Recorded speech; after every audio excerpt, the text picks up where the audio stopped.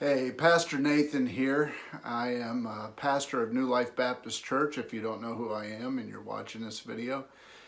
And the reason why I'm making this video today is to talk about the current situation of the church, and with reference to our church, New Life Baptist Church, but also any pastor or any church member, any Christian that is concerned about the current status of churches today in this pandemic. Our governor here in North Carolina, his name is Gary Cooper, just recently released a press conference detailing what his response, his administration's response is going to be over the next course of the next few weeks and maybe even months. And it dawned on me as I was watching this conference, and maybe even a little bit before that the COVID stuff is not going away. COVID is here to stay for a while as a disease, but also our response, our government's response to it is also here to stay for a while. So we may see some rolling shutdowns. We may see the mask mandate continue on for months. We don't know when it's going to end. And any prediction that it would end by the end of the summer and then by the election, all that stuff has been proven wrong. And for some good reasons, we do have a rise in cases, and there's cause for concern for that.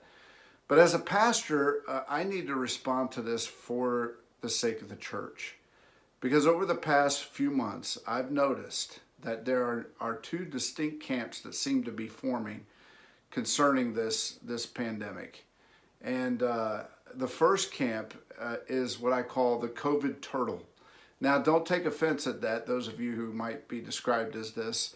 It's all in good fun, but the COVID turtle is the one who, every time there's an outbreak or a rise in cases, or if they're in a large crowd, they don't feel comfortable, they retreat, they get closed in, they go into their shell, as a turtle would, and they don't want to be around people. They're afraid that they're going to catch this disease.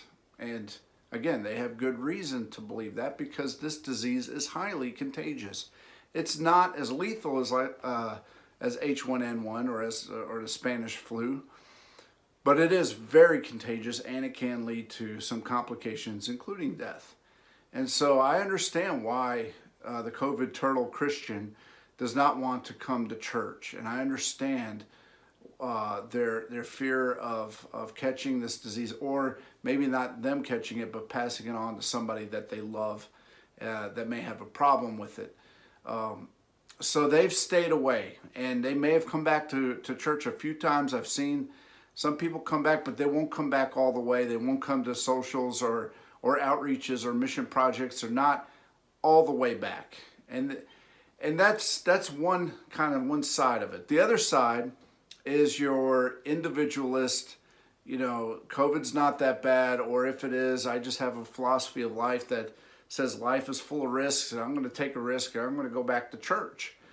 And those people are highly individualistic, and it's not that they're uncaring, it's just that they have a different approach to this. They're not as risk averse when it comes to dealing with COVID-19, and they may be a little anti-government. They don't like the government control and some of the mandates, and I get that too. I see both sides of this. I understand why somebody would want to go back.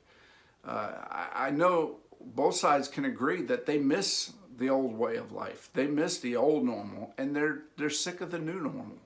Nobody wants to get to a point where we're not meeting as a church, on a regular basis, in person. Nobody wants to give that up. But the approach has been, some people are far more cautious, and some people are far more open to getting back to the normal. And at the beginning of all this, in phase one, back in April, March, April, May, I think both sides were willing to hear each other out. But as we keep going on, and as we keep this thing going, the lockdowns and the COVID cases are not going away. We're seeing people a little bit more entrenched. And the rest of the world, it's certainly that way. This thing has become highly political. But for the church, I feel like as a pastor and as a friend, as a Christian, we need to approach this a little bit differently. I think we need to be better. I think we need to be leading the charge on as the church on how to handle to people that honestly are on two different sides of life. You know, those who are more cautious stereotypically look at those who are not as cautious as not caring about science or not caring about other people or the elderly, or they're just being brazen and careless. And that's maybe true for some individuals, but I don't think for those who care about going to church, they care about everybody. And as Christians, that's the mentality I think most Christians have. The other side has a stereotype towards the COVID turtle that they are, that they're just being overly cautious, and they're buying into the media bias, and they're listening only to one side, and the disease doesn't kill but 1% of the population of those it affects or infects. And I think, there may be some in the church that are like that, but for the most part, the COVID turtle is just being cautious. They're just being careful, and they also care about other people, and that's why they're making the decisions they make. And if you notice here, I'm giving grace to both sides. I'm letting them, have their moment, and I'm listening to them, and I think they both have valid points. And that's just the way I'm treating it right now. I probably would side with one side over the other at some point, but now I just want to move forward. I don't want to move on, I want to move forward. So what does that mean for the church? Well, I want to give you an illustration, all right? And this is where the Following the River title comes from. When you go on a canoe trip, and I don't know if you've ever been canoeing, but I've been canoeing. And a lot of times you go down the river, right? And if it's a river, not a lake, if it's a river, you might be going for 2 or 3 hours. So at some point you may pull off on the side and get out to stretch your legs, or go use a restroom, or maybe even eat lunch. And then eventually, though, you're going to get back in the canoe. And, if it was in the olden days, in the old pioneer days, then you're getting out and you're going hunting or collecting berries, and you may set up camp for the night. But eventually, you're going to get back in the canoe. And now, imagine that the church is the canoe, and we're going about our life. We're going down the river of life. And eventually, though, we get to a place where we have to stop. Here in 2020, that happened. We stopped. We got off, we got out of the canoe, and we got on land. And we had to stop for a while. But once the first shutdown ended in June, July, around that time, and churches were allowed to meet again, people got back in the canoe and they went down the river.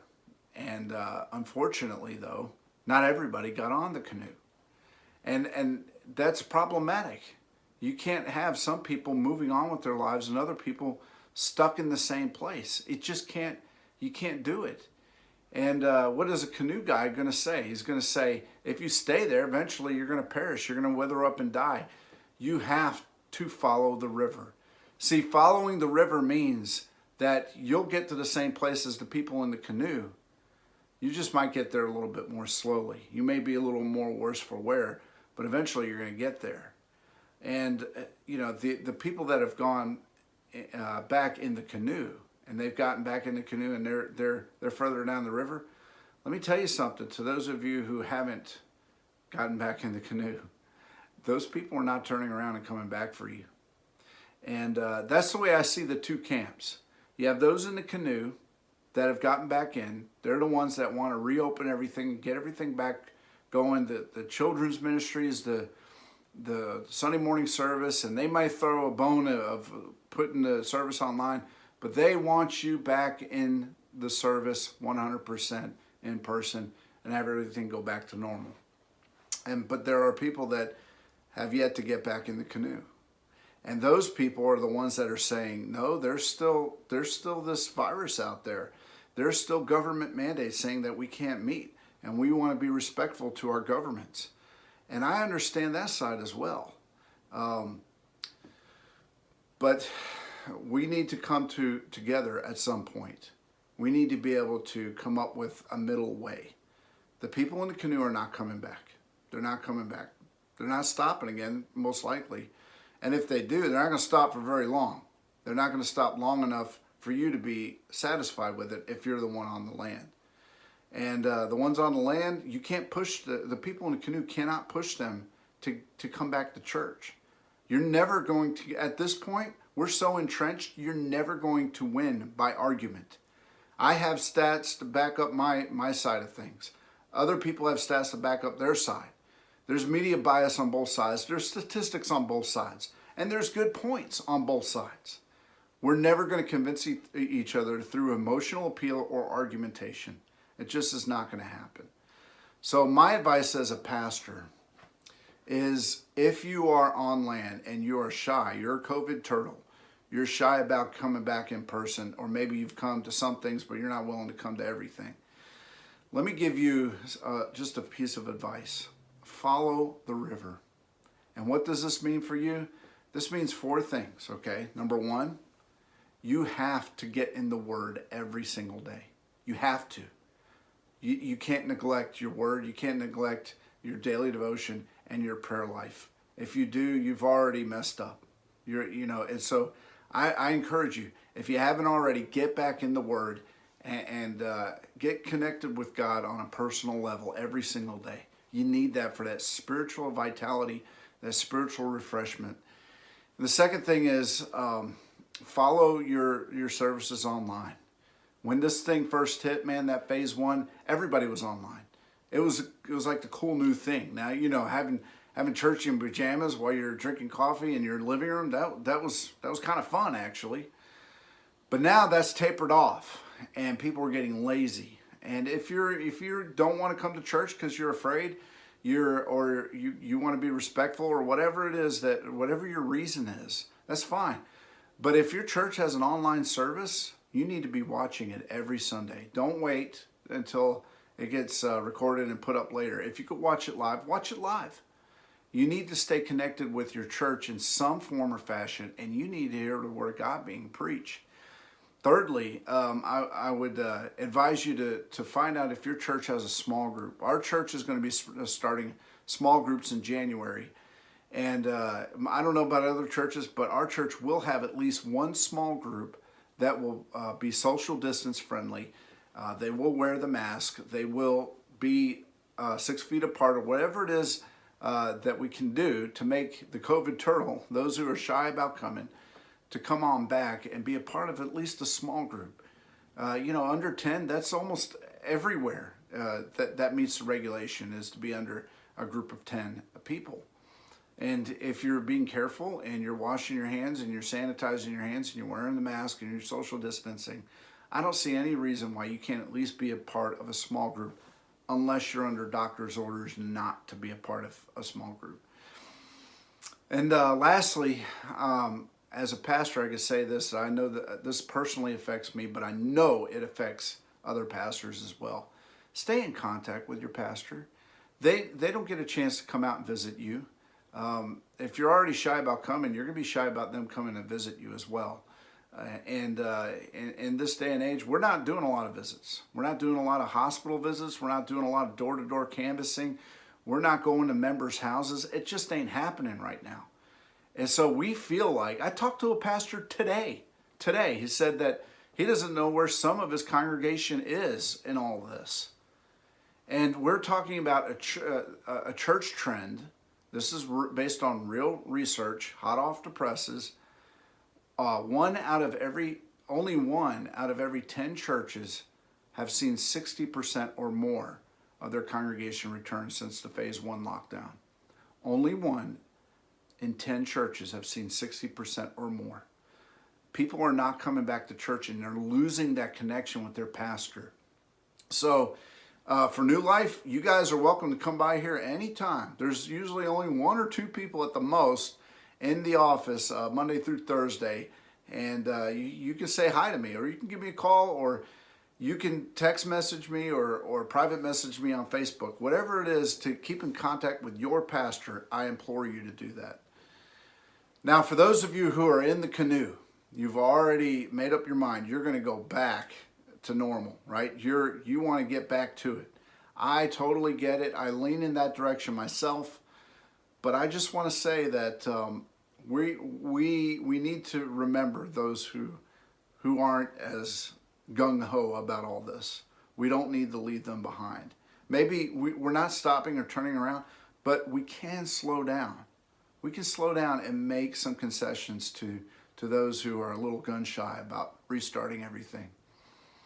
And I feel like at some point, a lot of this will go away and people will feel comfortable. And yes, the rise of attendance will happen, but it will be stymied, it will be suffocated if the people who are already in the canoe aren't ready to welcome those back. If you're standing there and you got your arms folded and your attitude is like, well, I've been coming to church and I've been giving and I've heard the service live and I've been going to all the socials and outreaches, where were you? Where have you been? If that's your attitude, then you're no better than the older brother in the prodigal son story. That's exactly what you are. And I'm not saying that those who are gun shy, who aren't coming back, are the prodigal son. I'm not saying that. But I am saying that you have the attitude of the older brother if you're not willing to welcome them back. And not only should we welcome them back, we should try to at least understand and hold out an olive branch to those that are just, they're afraid and they want to be respectful to their government and all that. So it reminds me of the story of in Lord of the Rings, that part in Fellowship of the Ring at the very end of that book, where Frodo is setting off on his journey alone. He's left the Fellowship and he's paddled out in a canoe of all things, and he's ready to take on this journey alone. And his best friend comes running out, just sprinting out into the water to join him, and he looks back and Frodo says, "Sam, what are you doing? You can't swim. Go back." And he doesn't want to stop, and he gets to the point where he's too deep in and he starts to drown, and Frodo then slows down enough to let him catch up, and he reaches down, he grabs him, and he pulls him into the canoe. And I feel like at some point that's exactly what the church is going to have to do. We have to get together, and the only way we do it is if we reach our hands out to each other and be willing to embrace each other, give each other a lot of grace on both sides of this. So we need to remember each other in prayer and lift each other up and share each other's burdens at this point in time. And I hope you do, and I pray that you do. I hope to see you Sunday, either in person or online.